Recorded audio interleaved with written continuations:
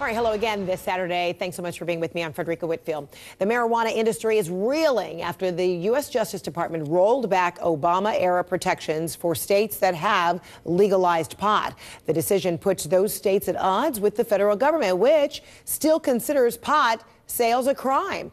And critics say it's a costly mistake. Here's Scott McLean.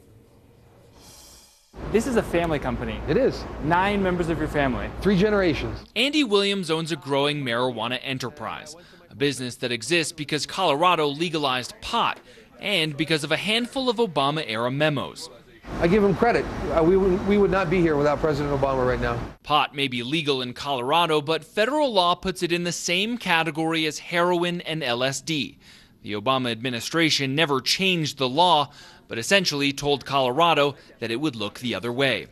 But this week, Attorney General Jeff Sessions wrote his own memo to U.S. attorneys rescinding those guidelines and putting the multi-billion-dollar marijuana industry back into a legal gray area. I had an employee come up to me today worried about her job. I have investors calling and saying, oh, what's going to happen with our investment? Colorado Republican Senator Cory Gardner called the news extremely alarming and accused Sessions of going back on his word. Sessions' deputy didn't offer much clarity. What the Attorney General has done is simply to say that the Department of Justice has full discretion to enforce the law. Those decisions will be left to U.S. attorneys like Colorado's Bob Troyer, who promised there will be no changes in enforcement.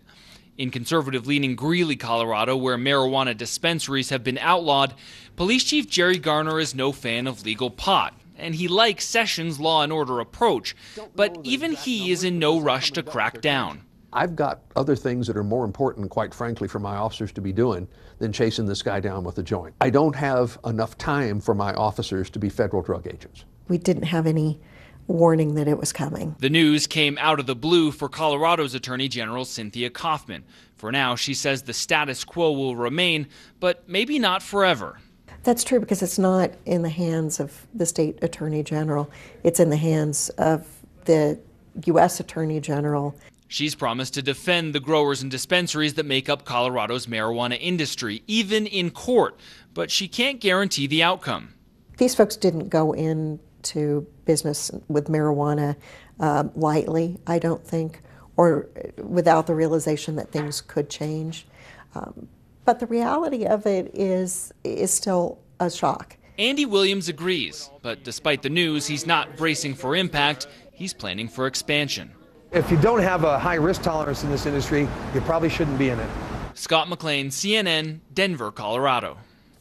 All right, so the marijuana industry reported $8 billion in revenue last year. More than $250 million of that money came in Colorado alone. So the state has quite a lot to lose, potentially, if the federal government cracks down hard on recreational pot sales. Colorado Attorney General Cynthia Coffman joining me now from Denver to talk about it. $1 billion industry. In 2017, I see the numbers, $1 billion in revenue in just 8 months. The year prior, $1 billion in a 10-month span. So the expansion is there. What's your response to the Justice Department's move to reverse those Obama-era, protections?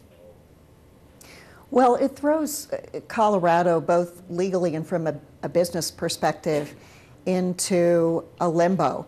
And it takes away the direction that we had from the previous administration that gave people some guidance and allowed them to do business legally in the state of Colorado. So there is a great deal of concern, understandably, about where we go from here. And it is confusing, is it not? Because you're talking about the Trump administration, which is a big advocate and proponent of enterprise, of small business. And many in Colorado who have reaped the benefits of the marijuana industry will say, aren't you talking about us? There's a real tension here that I perceive between the Department of Justice and Attorney General Sessions' approach and what the Trump administration has said about states' rights and states who have legalized marijuana and medical marijuana being left to continue under state law. And it leaves us in a quandary in many ways. So we're going to continue business as usual in Colorado. So you'll continue business as usual, but then what about upcoming or potential legal challenges from the federal government? Are your hands tied? We just have to wait and see what the next steps are. General Sessions' memo has left so much to the discretion of each of the U.S. attorneys and their jurisdictions.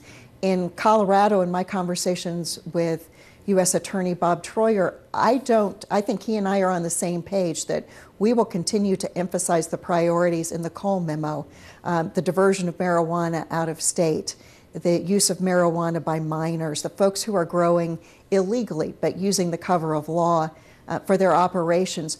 Those will continue to be our priorities here until we hear otherwise or until the U.S. Attorney says something else. So does that mean that you ignore this most recent federal guideline coming from the Attorney General of the United States? No, I'm not suggesting that we ignore it. I'm just saying that what has been in place has worked for us. In Colorado, we have been focused on those who are operating illegally, the criminals and the cartel activity. And that continues to be where we should be placing our resources, keeping those folks who are not following the law out of our state and out of business. All right, Colorado's Cynthia Coffman, thank you so much for your time. Appreciate it. Thank you. All right, coming up, an accuser of Alabama Senate candidate Roy Moore says she is devastated after a fire destroys her home. Now authorities are trying to figure out if they've got an arsonist on their hands.